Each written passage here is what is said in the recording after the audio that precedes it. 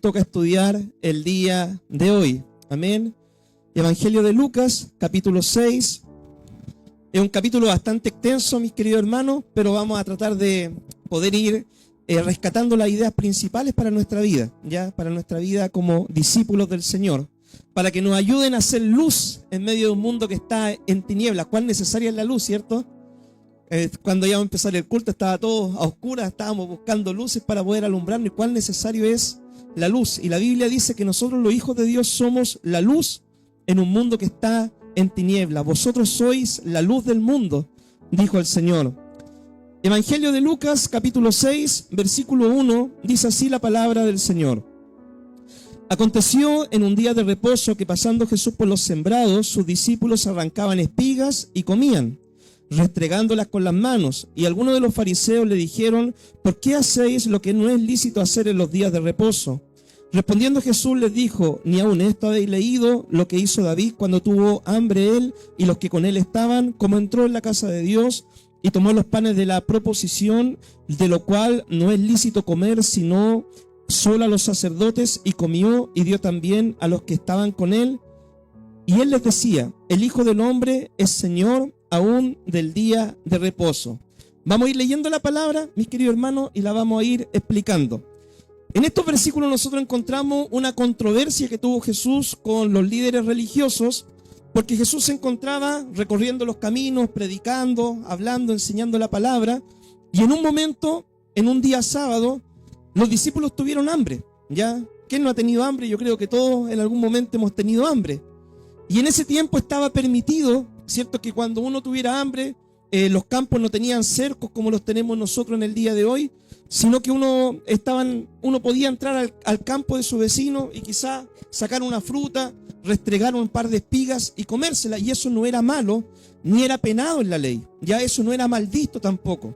Lo que estaba prohibido ya en el Antiguo Testamento por la ley de Moisés era uno meter hoz, ¿cierto? Espigar así con hoz.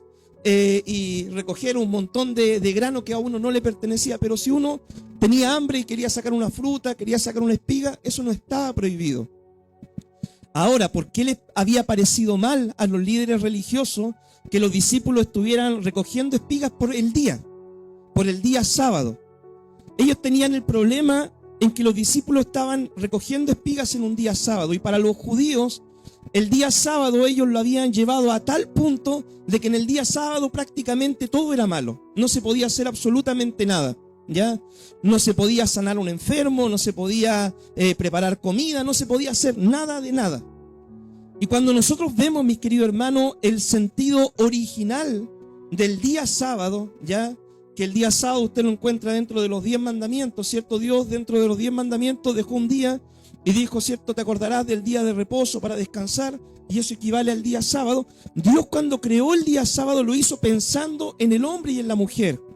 Dios creó el día sábado no para que usted no hiciera nada y estuviera como una momia sin moverse en su casa, no. Dios creó el día sábado, ¿para qué? Para que usted pudiera trabajar durante toda la semana y tuviera un día para que usted repusiera su fuerza, porque Dios sabe que usted no es una máquina, ¿ya? Dios dejó el día sábado para que usted pudiera trabajar toda la semana, y quizás dentro de la semana usted no pudo compartir con su esposa, sus hijos, y para que tuviera por lo menos un día para que usted pudiera estar con su familia. Y Dios también dejó el día sábado para que usted pudiera trabajar durante toda la semana y por lo menos tuviera un día en el cual usted se dedicara a descansar, como dijimos, a estar con su familia, pero también para adorar al Señor. Ese era el propósito real y original del día sábado. Pero acá nosotros vemos de que los líderes judíos habían distorsionado su sentido y habían vuelto el día sábado en una carga y en simplemente una religiosidad, ¿ya? Acá los discípulos tenían hambre y lo estaban criticando por estar comiendo, ¿cierto?, en el día sábado. Jesús le responde a los líderes religiosos de la siguiente forma. Le dijo: ¿se acuerdan ustedes que conocen la ley? Cuando David tuvo hambre, en una oportunidad en el Antiguo Testamento, David iba arrancando del rey Saúl.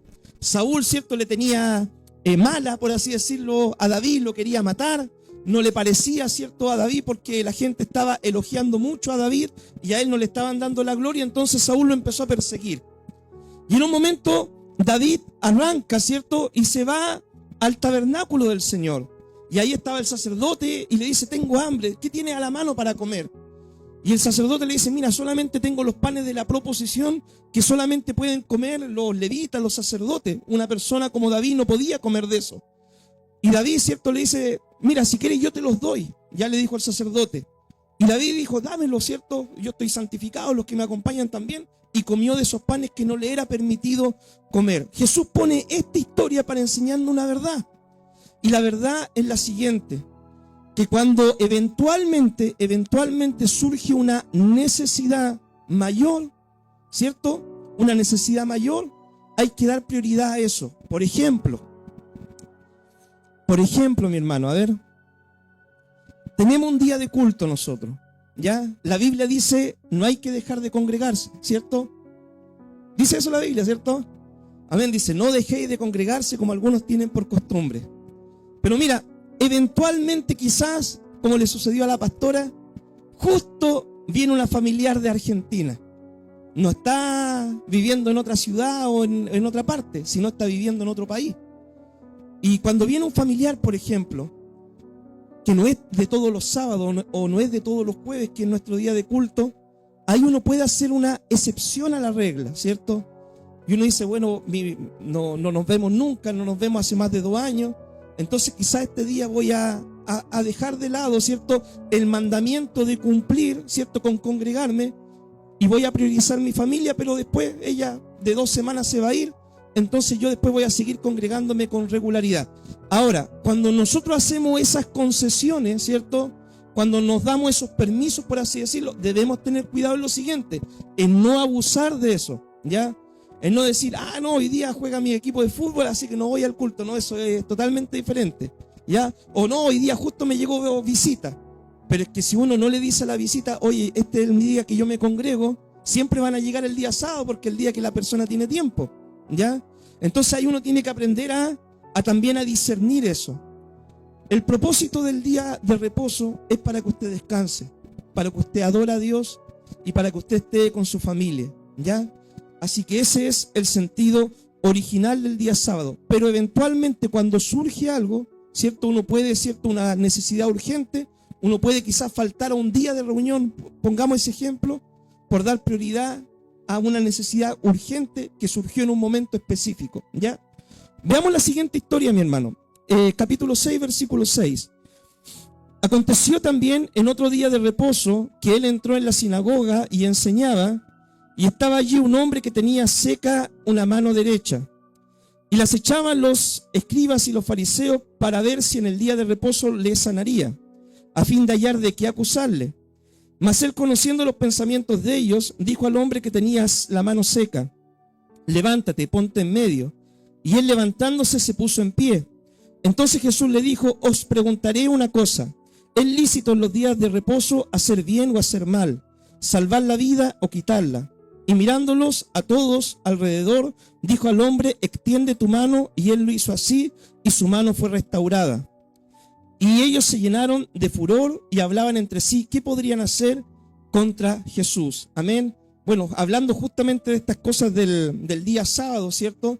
Nosotros como iglesia de Dios, mis queridos hermanos, no tenemos, por así decirlo, no nos formamos controversias si es que uno tiene que congregarse el sábado, el domingo. Para nosotros todos los días son del Señor y todos los días son buenos para poder adorar al Señor. Nosotros de hecho cambiamos el día domingo por el día sábado pensando en el beneficio de la iglesia, ¿cierto? Para así dejar el día domingo libre para que usted lo pudiera tener junto con su familia. Pero nosotros no nos hacemos mayor debate ni controversia por esto. Yo tenía un compañero de trabajo en una oportunidad, ustedes saben, yo trabajo de guardia, y tenía un compañero de trabajo y en eso era un varón anciano, ¿ya? Anciano de edad, pero también era anciano en su iglesia. El hombre era de una iglesia, de la iglesia adventista. Ya era un pastor en su iglesia, por así decirlo, un oficial. Entonces, cuando trabajábamos, de repente a él le tocaban hacer turnos los días sábados, ¿ya?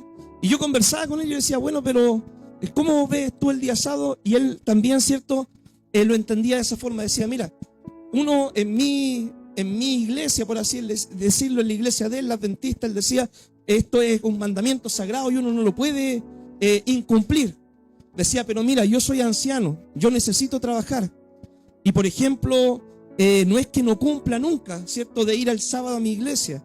Pero si yo no trabajo, ¿quién va a sustentar mi familia? Si es justo ese día el que me dan a mí para poder trabajar y yo necesito llevar el sustento a mi casa, ¿ya? Entonces ahí para que usted pueda entender más o menos esos mandatos, ¿ya? Hablando ahora de la mano seca, yo tenía un hermano en una iglesia en Lorenzo Arena que él tenía este problema, mi hermano. Tenía un brazo seco este hermano, ¿ya? Acá dice que Jesús entrando en la sinagoga, porque Jesús iba a la sinagoga, Jesús se congregaba también, fue a la sinagoga y se encontró con un hombre que tenía la mano seca, ¿ya? Y yo conocí a una persona que tenía este problema. Esta persona tuvo un accidente, ¿cierto?, en su juventud y quedó con el brazo seco, ¿ya? El brazo, de hecho, si uno lo comparaba los dos brazos, este brazo estaba normal, con su carne, todo, pero el otro brazo estaba casi los puros huesos y la piel. Y no podía moverlo y esa persona sufría dolores, pero terriblemente. Ahora, la Biblia no nos dice, mi hermano, por qué esta persona habrá quedado con el brazo seco. Ya si habrá tenido algún accidente o no, pero yo la persona que conocí tenía ese brazo seco por un accidente que él tuvo. Lo que sí dice la Biblia de que el tener una enfermedad, el tener un brazo seco, a él no le impedía el congregarse. ¿Dónde lo encontró Jesús a este hombre con el brazo seco? En la sinagoga. Entonces, mis queridos hermanos, nosotros tenemos nuestras piernas buenas. Tenemos nuestras manos, nuestros brazos buenos. Tenemos nuestros ojos, nuestra vista. Tenemos nuestro cuerpo sano dentro de todo, ¿cierto? Entonces, que nada, mis queridos hermanos, nos impida el congregarnos. Precisamente, hoy día, ¿cierto?, se corta la luz, ¿cierto? Y yo decía, pero Señor, tenemos todo preparado, ¿cómo vamos a suspender el culto? ¿Ya? Ahí me estaba probando la fe el Señor y yo le dije a Azul, lo hacemos igual nomás. Ya, aunque sea ponemos luces, ponemos velas, pero hacemos igual nomás. Que nada nos impida la bendición de congregarse, porque mi hermano, mira, los primeros cristianos, ¿cierto?, o los primeros discípulos se congregaban a pesar de la persecución, de las enfermedades, de muchas situaciones que ellos vivían, se congregaban igual.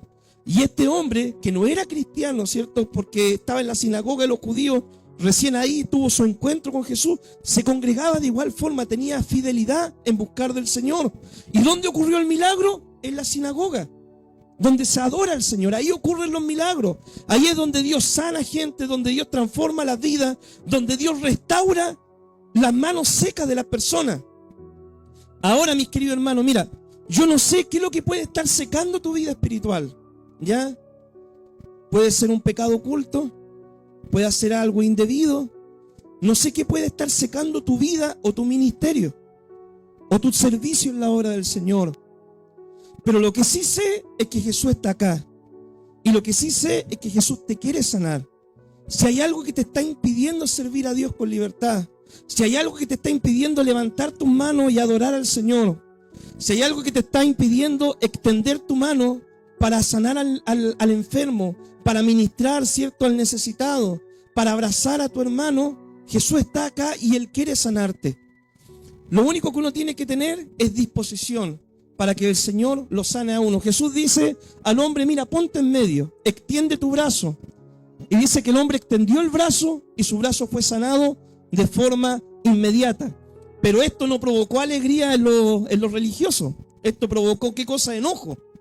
Y Jesús, ¿cierto?, se maravilla, ¿cierto?, por así decirlo, de que imagínense, o sea, tenemos el día de reposo, el día que nos congregamos para adorar a Dios, glorificarle a Dios, y ellos estaban enojados porque en un día de reposo una persona había sido sanada.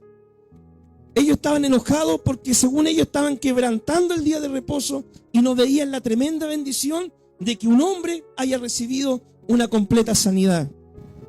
Es el problema de la religiosidad, mi hermano, ¿ya? Veamos ahora el versículo 12.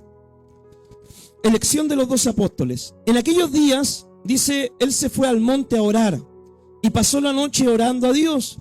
Y cuando era de día, llamó a sus discípulos y escogió a 12 de ellos, a los cuales también llamó apóstoles. A Simón, a quien llamó Pedro, a Andrés su hermano, Jacobo, Juan, Felipe y Bartolomé, Mateo, Tomás, Jacobo, hijo de Alfeo, Simón, llamado Celote, Judas, hermano de Jacobo, y Judas Iscariote, el que llegó a ser el traidor. Mis queridos hermanos, Jesús, siendo Dios, no quiso hacer el ministerio solo. Jesús quiso juntar un grupo de gente, ¿cierto? Y de entre ese grupo de gente, el Señor escogió a 12 hombres. A todo esto, estos hombres no eran los más capacitados, ni los más ilustrados, ni los más educados. Era gente común y corriente, hombres sencillos. Eran pescadores, uno era publicano, tenía mala reputación. Uno era de hecho de un partido político radical, era celote, ¿ya? Entonces, mis queridos hermanos, estos hombres eran como tú y eran como yo. No habían estudiado en Harvard, ni habían ido a ninguna universidad importante de esa época, ¿ya? Entonces Jesús los decidió tomar, pero estos hombres creyeron en el mensaje del Señor. Y de estos 12 hombres solamente se perdió uno de ellos, que fue Judas Iscariote. ¿Y por qué se perdió Judas? Por ladrón, por avaricioso y por incrédulo, ¿ya? Entonces la Biblia dice, la raíz de todos los males, ¿cuál es?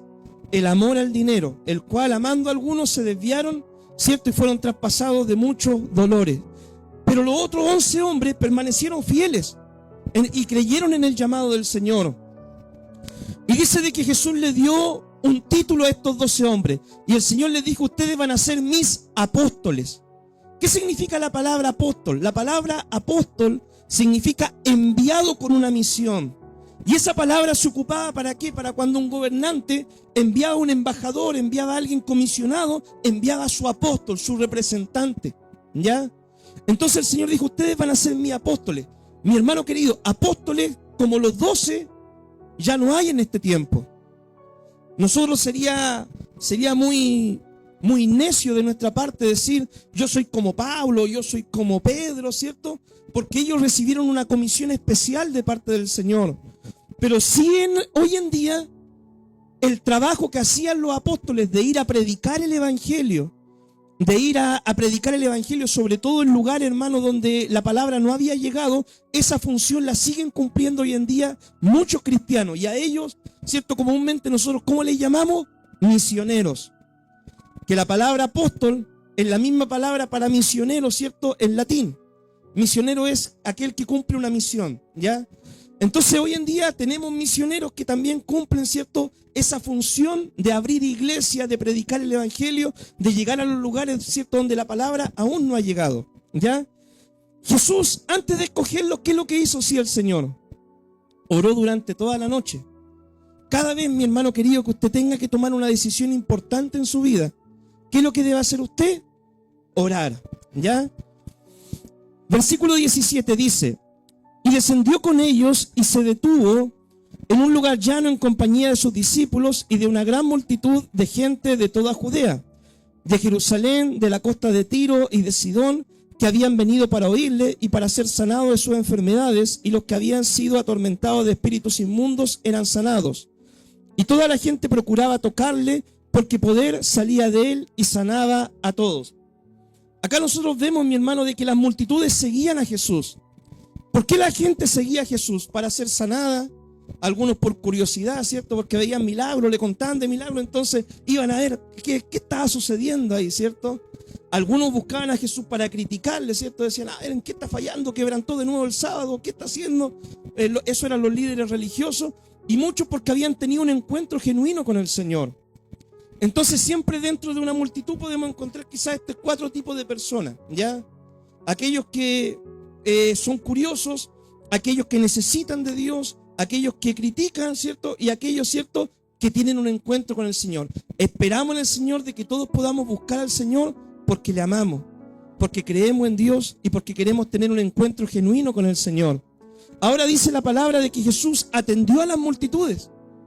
Los que estaban enfermos los sanó, los que estaban endemoniados los libertó. Y cuando la gente tocaba a Jesús, dice que el poder salía del Señor. Mi hermano querido, hoy en día Jesús, ¿cierto?, está en los cielos y esperamos su segunda venida. Pero el Señor nos dejó a nosotros. Y lo mismo que hacía Jesús es lo mismo que Él quiere seguir haciendo el día de hoy, pero ya por medio de su vida y por medio de mi vida. Cuando hay alguien enfermo en un hospital, el Señor no va a bajar del cielo para ir a verlo, porque el Señor quiere que tú lo vayas a ver. Cuando hay alguien preso en una cárcel, el Señor no va a mandar un ángel porque te quiere mandar a ti como su mensajero. Cuando hay alguien, cierto, que está pasando necesidad en la calle, el Señor no va a mandar un pez con una moneda adentro de la boca, no, eso ya sucedió. El Señor quiere que tú te metas la mano en el bolsillo y tú ayudes al necesitado, porque tú y yo somos las manos y los pies de Cristo ahora acá en la tierra, hasta que Él venga. El Señor espera que lo mismo que Él hacía, nosotros lo sigamos haciendo en el día de hoy. Veamos ahora el versículo 20, mi hermano, las bienaventuranzas. Dice, 6:20, y alzando los ojos hacia sus discípulos les decía: bienaventurados vosotros los pobres, porque vuestro es el reino de Dios. Bienaventurados los que ahora tenéis hambre, porque seréis saciados. Bienaventurados los que ahora lloráis, porque reiréis. Bienaventurados seréis cuando los hombres os aborrezcan y cuando os aparten de sí y os vituperen y desechen vuestro nombre como malo por causa del Hijo del Hombre. Gozaos en aquel día y alegraos, porque he aquí vuestro galardón es grande en los cielos, porque así hacían sus padres con los profetas. Mas hay de vosotros ricos, que ya tenéis vuestro consuelo. Hay de vosotros los que ahora estáis saciados, porque tendréis hambre. Hay de vosotros los que ahora reís, porque lamentaréis y lloraréis. Hay de vosotros cuando todos los hombres hablen bien de vosotros, porque así hacían sus padres con los falsos profetas. Amén. Acá nosotros en estos versículos encontramos lo que son las bienaventuranzas. ¿Qué significa la palabra bienaventuranza? La palabra bienaventuranza significa dichoso, afortunado, feliz, contento. Eso significa la palabra bienaventurado. Y acá el Señor daba una lista de bienaventurados. Dice, bienaventurados los pobres. Ya cuando nosotros lo comparamos con el Evangelio de Mateo, Mateo dice, bienaventurados los pobres en espíritu. ¿Qué significa ser pobre en espíritu? Aquel que reconoce su profunda necesidad por el Señor. El Evangelio de Lucas también tiene, como dijimos en una ocasión, tiene algunos matices donde el Señor se preocupa por los más necesitados. Y acá, por ejemplo, dice, bienaventurados los pobres. Mi hermano querido, muchas veces los ricos, cuando tienen todo saciado, cuando tienen salud, cuando tienen dinero, cuando tienen una cuenta en el banco, muchas veces ellos se sienten que no necesitan a Dios. Pero cuando Cristo vino, ¿cierto? Mucha de la gente con la que el Señor se relacionó era gente que pasaba necesidad, gente que vivía discriminación, gente, ¿cierto?, que era marginada en la sociedad. Porque esa gente, ¿cierto?, muchas veces estaba más abierta a recibir el Evangelio. Se dice de los pentecostales que las iglesias pentecostales, ¿cierto?, nacieron en los barrios pobres, en los barrios marginales. Ahí es donde nace la iglesia evangélica pentecostal, ¿cierto? Y hoy en día, lamentablemente, hay muchas iglesias que están olvidando de dónde nacieron, ¿cierto?, para enfocarse en el dinero, en la opulencia, en los lujos. Debemos recordar que Jesús ama a los necesitados. Y nosotros como iglesia, si tenemos hoy día un poquito más, debemos ayudar a los que necesitan. Mi hermano, la generosidad hacia los necesitados abre una bendición para su vida. Cuando usted bendice a una persona que está pasando necesidad y lo hace de forma genuina, desinteresada, sin publicarlo en Facebook, Dios eso lo ve y Dios eso lo bendice. ¿Ya? Las bienaventuranzas dice, bienaventurados los que tienen hambre. El Evangelio de Mateo dice hambre de justicia. Acá los que pasan hambre. Muchas veces por el ministerio uno puede pasar necesidad, ¿ya? Pero el Señor dice, bienaventurados, ¿cierto? Aquellos que por el Evangelio pasan necesidad, los misioneros, los pastores, mi hermano. Yo conversaba con un pastor un día, me decía, yo he bajado mucho de peso, ¿cierto? He estado sin trabajo durante hartos meses, pero ahí la iglesia también fue y se hizo presente. Entonces, mi hermano querido, hay ministros de Dios, hay hombres de Dios, mujeres de Dios que pasan hambre. Misioneros, mi hermano, que no les llegan las ofrendas de repente o no hay recursos para enviarle y pasan necesidad. ¿Ya? Yo conocía a un pastor misionero que abrió la iglesia en Los Ángeles, mi hermano, y el pastor muchas veces yo le mandaba una ofrenda, le mandamos primicia en alguna oportunidad. Lo que hacía el pastor, tomaba eso y lo daba a los hermanos de la iglesia o lo enviaba a su familia que estaba en otra ciudad, y el hombre se quedaba sin nada y pasaba hambre, y muchas veces recogía fruta que le daban por ahí, ¿cierto? Y con eso se alimentaba, porque él amaba tanto la obra, la gente, su familia, que él prefería pasar hambre, pero que los otros estuvieran bien. Hambre, hermano, por causa del Evangelio. Dice Jesús, cuando lloramos, porque seríamos consolados, ¿cierto? En el mundo tendremos aflicción, pero debemos confiar. Somos bienaventurados cuando somos perseguidos por decir la verdad. Las bienaventuranzas, mi hermano, tienen su contraparte, ¿cierto? Su contrario con los ayes, ¿ya? Los ayes son ay cuando estás saciado, cuando sientes que no necesitas nada, cuando, ¿cierto? Sientes que no necesitas del Señor. Pero nosotros somos bienaventurados cuando reconocemos nuestra necesidad por Dios. Veamos ahora, mi hermano, el amor a los enemigos. Versículo 27. Dice: pero a vosotros los que oís, os digo, amad a vuestros enemigos, haced bien a los que os aborrecen, bendecid a los que os maldicen, y orad por los que os calumnian. Al que te hiere en una mejilla, preséntale también la otra. Al que te quite la capa, ni aun la túnica le niegues. Y a cualquiera que te pida, dale. Y al que tome de lo que es tuyo, no pidas que te lo devuelva. Y como queréis que hagan los hombres con vosotros, así también haced vosotros con ellos. Porque si amáis a los que os aman, ¿qué mérito tenéis? Porque también los pecadores aman a los que los aman. Y si hacéis bien a los que os hacen bien, ¿qué mérito tenéis? Porque también los pecadores hacen lo mismo. Y si prestáis a aquellos de quienes esperáis recibir, ¿qué mérito tenéis? Porque también los pecadores prestan a los pecadores para recibir otro tanto. Amad pues a vuestros enemigos, haced bien y prestad, no esperando de ellos nada. Y será vuestro galardón grande, y seréis hijos del Altísimo, porque Él es benigno para con los ingratos y malos. Sed pues misericordiosos, como también vuestro Padre es misericordioso. Amén. El amor a los enemigos. Nosotros como cristianos, mis queridos hermanos, no podemos tener enemigos, para empezar. ¿Ya? Yo no puedo decir, oh, que me cae mal mi vecina, oh, que me cae mal mi compañero de trabajo, oh, le deseo lo malo. No, mi hermano, nosotros no podemos tener enemigos. Ahora, si alguien se levanta, ¿cierto? Y por un otro motivo decide no querernos, no tenernos buenas, hacernos la vida imposible, ¿cuál debe ser nuestra actitud? Un día conversaba con una hermana, ¿cierto? Y bueno, ella me contaba de que estaba en el trabajo y un día alguien le dijo, oye, ¿y tú por quién vas a votar? Y ella dijo, no, yo voy a votar por tal persona. No fue más, por hermano querido, una colega no le habló mal, le quitó el saludo. Llego al trabajo, saludo a todos menos a una. Entonces son así la gente, mi hermano. Entonces si alguien decide tenerte mala, ¿cuál debe ser nuestra actitud? Jesús nos dice acá en la palabra. Jesús dice, nosotros debemos orar por nuestro enemigo. Debemos bendecir a nuestro enemigo. Es decir, no debemos desearle el mal, ¿ya? Nosotros debemos hacer bien a nuestro enemigo. Es decir, si tu enemigo tuviera hambre, dice, aún dale tú de comer, porque haciendo esto, ascuas de fuego amontonarás sobre su cabeza. Nosotros como hijos de Dios no podemos pagar mal por mal, ¿ya? Si alguien nos hace algo malo, nosotros no podemos vengarnos nosotros mismos. Debemos dejar las cosas en las manos del Señor. Ahora, lo que sí debemos tener cuidado, mi hermano, es no pecar tampoco de, por así decirlo, de exponernos voluntariamente. Porque, por ejemplo, hermano, si hay alguien que te tiene mala, ¿cierto? Tú no le has hecho nada, pero un día se levantó con el pie izquierdo y te agarró mala, ¿ya? Si tú te expones voluntariamente, puedes quizás exponerte a una agresión, a una falta de respeto y todo eso, y el tema se puede acrecentar más.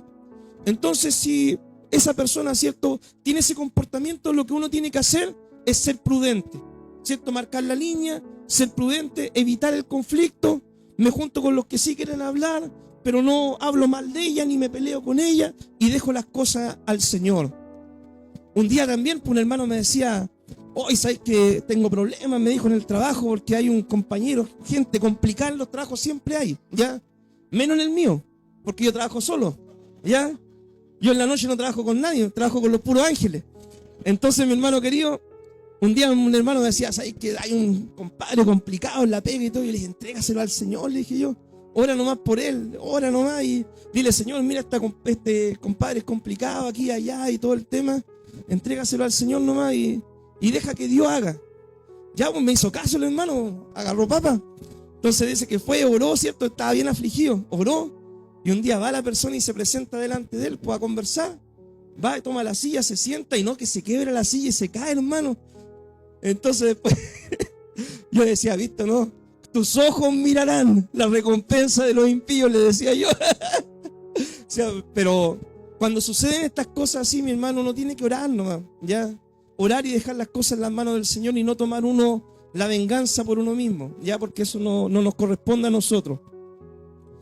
Mi hermano querido, veamos ahora el versículo 37, capítulo 6, 37 dice: no juzguéis y no seréis juzgados, no condenéis y no seréis condenados, perdonad y seréis perdonados, dad y se os dará, medida buena, apretada, remecida y rebosando darán en vuestro regazo, porque con la misma medida con que medís os volverán a medir.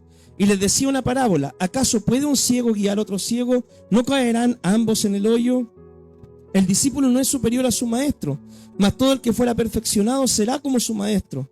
Porque, ¿por qué miráis la paja que está en el ojo de tu hermano y no echáis de ver la viga que está en tu propio ojo? ¿O cómo puedes decir a tu hermano: hermano, déjame sacar la paja que está en tu ojo, no mirando tú la viga que está en el ojo tuyo? Hipócrita, saca primero la viga de tu propio ojo y entonces verás bien para sacar la paja que está en el ojo de tu hermano. No juzguéis para que no seáis juzgados. Mi hermano querido, con ese texto bíblico, cuando la gente lo entiende mal, piensa de que puede hacer lo que quiera y que nadie tiene el derecho a llamarle la atención. Pero eso, la palabra no está diciendo eso. Para empezar el tema de juzgar, mi hermano, nosotros todos los días emitimos juicio. ¿Qué es lo que es un juicio? Es cierto, identificar lo que es bueno y lo que es malo. Eso es un juicio. Y nosotros todos los días juzgamos diferentes cosas, ¿ya? Ahora, nosotros como hijos de Dios no podemos juzgar, no tenemos la capacidad como Dios para juzgar, para condenar a alguien al infierno. Yo no puedo decirle a ti: no, tú estás destinado al infierno y te vas a ir al infierno porque yo lo digo. No tenemos esa capacidad como hijos de Dios, ¿ya? Porque eso le pertenece solamente a Dios. Pero sí la Biblia nos manda y nos enseña que debemos exhortarnos los unos a los otros, ¿ya? Pero acá viene cómo debemos hacer. Debemos exhortarnos los unos a los otros, procurando, mi hermano, no tener una viga en nuestro ojo. Porque a eso se está refiriendo el texto. Cuando tú juzgas a tu hermano, teniendo tú una viga en tu ojo. Cuando tú criticas el pecado de tu hermano, que tú te deleitas haciéndolo en secreto ese pecado. Cuando tú, por ejemplo, tiras la piedra, no dándote cuenta que tú tienes un tejado de vidrio. Eso es lo que la palabra critica. Por ejemplo, ¿cierto? Si alguien dijera, pongamos un ejemplo, ¿cierto? Alguien dice grosería, ¿cierto? Y uno va y le dice: oh, esta persona que es grosera, que por qué dice tanto garabato, y no, y eso está mal, y cómo dice tanta grosería esta persona. Y después uno, ¿cierto? En secreto uno dice garabato, dice grosería. ¿Qué estoy haciendo yo? Yo me estoy autocondenando si hago eso. Si yo le digo: tú estás mal, pero yo lo hago en secreto. Y eso se llama hipocresía para el Señor. Y a eso a Dios le molesta. Que no seamos sinceros, porque eso comúnmente nosotros lo llamamos ser como el padre Gatica, ¿cierto? El que predica, pero no practica, ¿ya? O como como el cura de Walkie dijo: no. No, ya. Esa no es una bromita, no, ya. Así que, mi hermano querido, nosotros debemos procurar, ¿cierto?, ser de una línea, ¿ya? Enseñar, predicar y vivir la palabra, ¿ya? No ponernos acá a predicar, enseñar, ¿cierto? Y no vivir la palabra. Por eso la Biblia también dice: hermanos, no se hagan maestros muchos los unos de los otros, porque recibiremos mayor condenación. Mi hermano, los que predicamos, un día Dios nos va a pedir a nosotros una gran cuenta, ¿ya? Tú que predicabas, ¿cierto?, que no hay que robar, robabas. Tú que predicabas que hay que orar, orabas. Tú que predicabas que hay que evangelizar, evangelizabas. Porque acá del púlpito, mi hermano, nosotros podemos lanzar sendos sermones, pero el mejor sermón que usted puede predicar es cuando usted se baja y lo vive, ¿ya? Entonces, mi hermano, debemos poner cuidado en esto. Ahora, cuando nosotros somos perfeccionados en el Señor, ¿qué dice la palabra? ¿Llegaremos hasta qué estatura? Hasta llegaremos a ser como el Maestro. Y esa es la meta que Dios tiene para ti y es la meta que Dios tiene para mí. Que seamos perfeccionados, que maduremos en Cristo y que alcancemos la estatura del varón perfecto en el Señor. Los discípulos fueron perfeccionados. El Señor los tomó en bruto, ¿cierto? Empezó a trabajar en ellos e hizo de ellos joyas y diamantes preciosos. Lo mismo quiere hacer el Señor con nuestra vida si nos sometemos en sus manos. Amén. Versículo 43 dice: el árbol no es buen árbol el que da malos frutos, ni árbol malo el que da buen fruto, porque cada árbol se conoce por su fruto. No, pues no se cosechan higos de los espinos, ni de las zarzas se vendimian uvas. El hombre bueno del buen tesoro de su corazón saca lo bueno, y el hombre malo del mal tesoro de su corazón saca lo malo, porque de la abundancia del corazón habla la boca. Mi hermano querido, Dios espera que nosotros tengamos frutos. Y hay dos frutos que el Señor espera que nosotros tengamos. Los frutos del Espíritu, ¿cierto? Que son amor, gozo, paz, paciencia, benignidad, fe, mansedumbre, templanza, todas las cosas, todas las virtudes buenas, el Señor espera que nosotros las tengamos. Pero también el Señor espera que nosotros tengamos frutos en buenas obras. Cuando la gente se arrepentía en la predicación de Juan el Bautista y le decía, ¿y qué haremos, Juan? Decía, el que tiene 2 túnicas, regálele una al que no tiene. El que tiene un plato de comida, haga lo mismo. Pórtense con integridad en sus trabajos, no hagan extorsión a nadie. Entonces, hay frutos que Dios espera en nuestra vida que son buenas obras. Ayudar a los necesitados, vivir con integridad en el mundo, ser responsable en el trabajo. Esas virtudes también Dios espera ver en nuestra vida. Cuando nosotros hacemos esto, damos un buen fruto y traemos gloria al nombre del Señor. Porque la gente dice, oye, ¿sabes qué? Mira, conocí a esta persona, dice que es cristiano y gloria a Dios porque va a la iglesia y se nota que es una persona correcta. Usted dice, ¿pasa eso? Sí, sí pasa. La misma pastora ahora que está trabajando, ¿cierto? Ella no anda con el cartel diciendo, oye, yo soy pastor acá y voy a la iglesia y todo. No. De hecho, la gente sola se dio cuenta que ella era pastora, ¿ya? Pero muchas veces conversando con ella le decía, oye, ¿sabes que tú eres? ¿Por qué eres así, cierto? Tú eres cristiana, tú eres pastora y bueno, da buen testimonio uno en su trabajo con sus actitudes, ¿ya? Bien, mi hermano, veamos el último pasaje y con esto vamos a ir terminando. Versículo 46 dice, ¿por qué me llamáis Señor y no hacéis lo que yo os digo? Porque todo aquel que viene a mí y oye mis palabras y las hace, os indicaré a quién es semejante. Semejante es al hombre que al edificar su casa cavó y ahondó y puso el fundamento sobre la roca, y cuando vino la inundación el río dio con ímpetu contra aquella casa, pero no la pudo mover porque estaba fundada sobre la roca. Mas el que oyó y no lo hizo, semejante es al hombre que edificó su casa sobre la tierra sin fundamento, contra la cual el río dio con ímpetu y luego cayó, y fue grande su ruina de aquella casa. Los dos cimientos, mi hermano. Dos cristianos por fuera, ¿cierto? Se pueden ver exactamente iguales, ¿cierto? Algunos con su ternito, su corbata, ¿cierto? Con sus falditas, la hermana, ya se pueden ver iguales. Pero ¿sabe dónde se va a probar si es que una persona es cristiana de verdad o no? Cuando vengan las pruebas. Y de eso trata este versículo. Dice, hay dos casas, se ven iguales por fuera, pero una está construida sobre la arena y la otra está construida sobre la roca, la piedra. Y la roca es Cristo, ¿ya? Entonces, mi hermano, nosotros como personas, como hijos de Dios también vamos a pasar pruebas. Pruebas en la familia, en el matrimonio, en la finanza, en la salud, en el trabajo, con los vecinos. Vamos a pasar pruebas. Eso que le dicen a usted, sabe que no, ven a Cristo y no vaya a tener ningún problema, eso es mentira. Ya, eso es mentira, porque uno en la vida tiene problemas, tiene pruebas, pasa situaciones. Por más que uno decrete, declare, uno diga lo que diga, por más que usted ore también, va a tener pruebas. Jesús lo dijo, en el mundo tendréis aflicción, pero confíen, yo he vencido al mundo. ¿Y sabe por qué tenemos pruebas? Porque la prueba, mi hermano querido, es una oportunidad para usted madurar y demostrar su fidelidad al Señor.